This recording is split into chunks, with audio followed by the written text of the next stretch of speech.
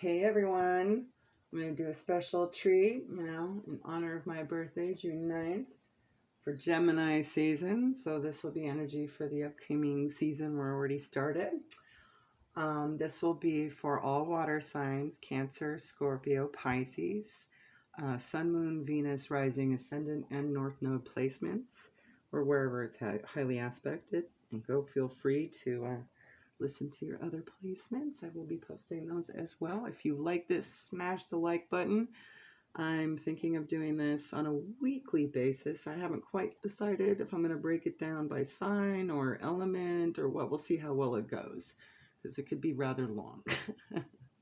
All right, so here we go, and I'll go ahead and read the book. We're going to start with our masculine, feminine energies, hop into some oracles, and then polish it off with some advice from the triple goddesses. All right, here we go. For feminine energy, we have Pele, determination, and masculine, we have Dionysus, ecstasy. Pele, determination. Origin, Hawaiian. Tempestuous goddess of fire and volcanoes, Pele is guiding you to find your own path and step in with determination. You'll find that you can do anything you set your mind to. Dionysus, ecstasy. Let go, feel the freedom of pleasure at its most divine. Reject the mundane. We have all felt it at one time or another, that feeling of a complete and utter letting go, a feeling of total elation, of sweet freedom where there is a strong feeling of release. This is the free-flowing energy of the Greek god Dionysus, possibly one of the most misunderstood deities. Many believe being a follower of Dionysus means nonstop partying, the imbibing of copious amounts of alcohol and other mind-altering substances and orgiastic activities. The honoring of Dionysus goes far deeper than that. Like Eros, he was given the title of liberator. Women and minorities of the time were restrained in society, and certainly not as free to grow and contribute to society as they are now. The idea of no rules and total freedom appealed directly to them. This made Dionysus incredibly in demand, and his cults grew in popularity and power. The Maenads, women who served Dionysus, held the most secretive of rituals. His Roman equivalent, Bacchus, was the inspiration of the famous Bacchanalia festival, where slaves would become masters, women dressing as men and men as women, and laws could be broken without punishment. This kind of spirited activity is cathartic in nature. It allows change in body, mind, and spirit, birth, death, and rebirth, which allows a fresh and revitalized start. While Dionysus ruled over the making of wine and its imbuement and over beekeepers, he was also the god of the theater, with a huge theater named after him on the slopes of the Acropolis in Athens. Increasingly, we are seeing either a binge culture or a total abstinence from pleasures in our culture. We are either all work or all play. More and more, those of us with responsibilities experience no play. Connecting with Dionysus' gift of pure release is something that is profoundly relieving. This may be achieved through dancing, singing, play acting, drinking enough to feel free, or through the culmination of the sexual act. In fact, anything that takes us away from ourselves and into ecstasy just for a time.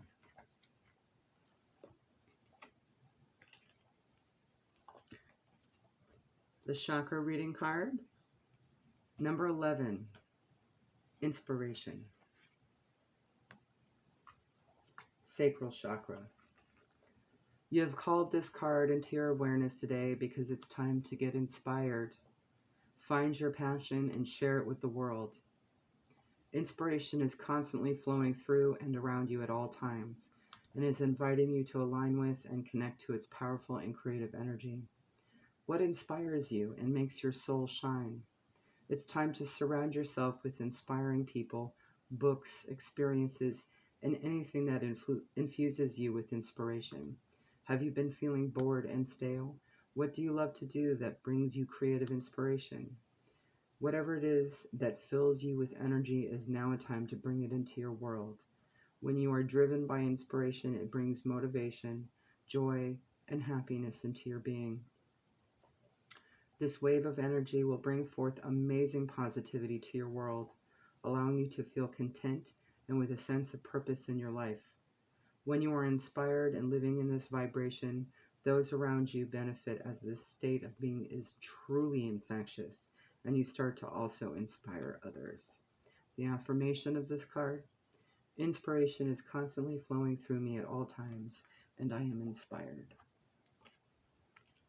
Your message from the mermaids is magic.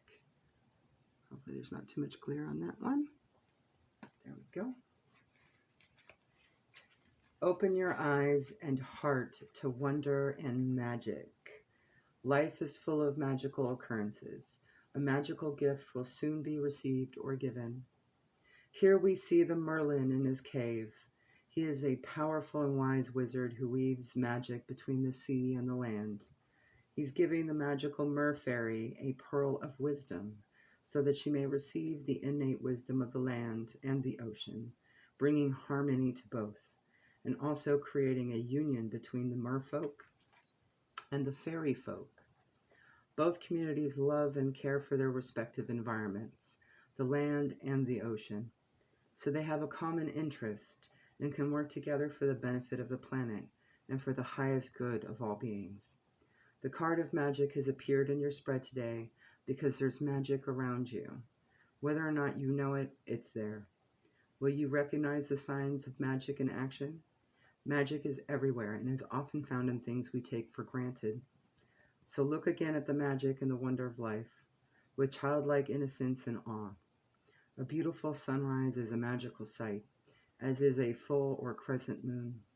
A rainbow is a sign not only of magic but also of hope. The gift of life itself is magical and is something we ought to show gratitude for, as it's truly a gift. Celebrate the magic of each day. Magic is everywhere if we look and feel with all of our senses. You're being called to recognize the magic within your own life and to show those close to you that magic is real and all around us. The animal spirit that came out for you today is the humpback whale. Music is essential to your healing and well-being, whether singing, playing an instrument, or listening. In order to diagnose their patients, one of the questions that shamans often asked was when the patient stopped singing. If it had been quite some time, the shaman was certain to recommend singing, among other remedies, as an essential aspect of recovery. All that's involved when you sing: the fullness and rhythm of your breathing, the opening of your mouth and jaw, and the soulful and creative expression of your spirit serves to enhance your health and raise your vibrations. Similarly, playing an instrument can touch those inner creative depths that yearn to be expressed through song. Simply listening with your full attention to your favorite tune or melody can also inspire and heal. Make music as essential to your lifestyle as eating and breathing.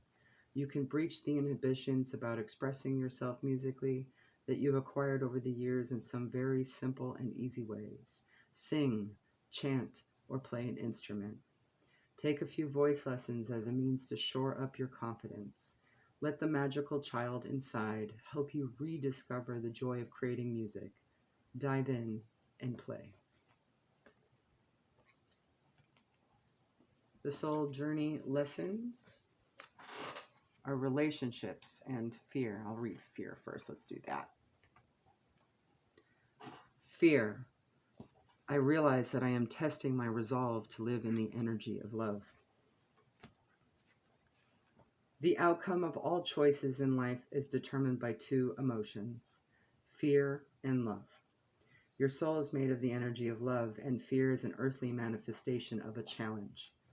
To embrace and wallow in fear is to go against your very being. Fear in its many guises is the obstacle that your soul uses to test its tenacity to stay on track.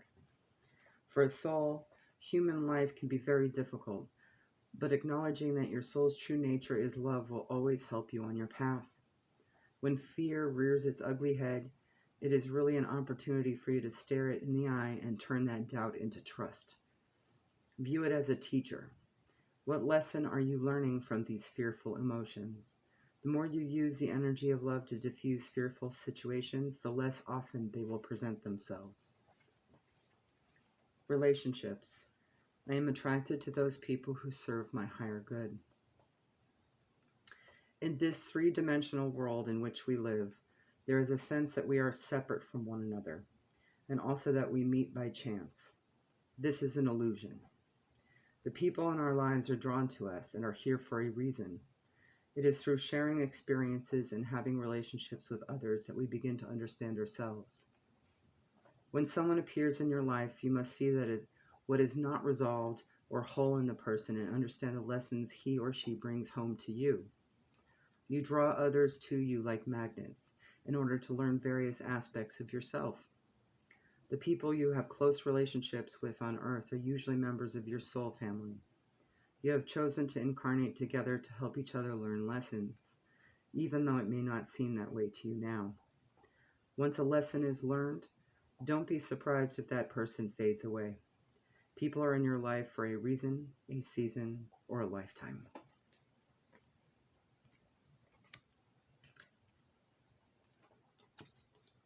Hecate's advice. The god and the goddess. Witches can be male and female, and truly within all of us is the god and goddess. The witch sends you the energy of both this day to balance and comfort you. Isis's advice. I'll show you the back side of that card. You can see it. All right. Enter the chamber of healing. A spiritual gift of healing is coming to you now. Be open without expectations or preconceived notions, and allow the healing energy to help you find the best solution for any situation that does not appear as it should be. Expect your miracle. And via Moonology, Goddess Diana. New Moon in Leo. Confidence is your key to success. There you go, guys. If you enjoyed this, hit the like button. I'll see about doing it weekly. All right, bye.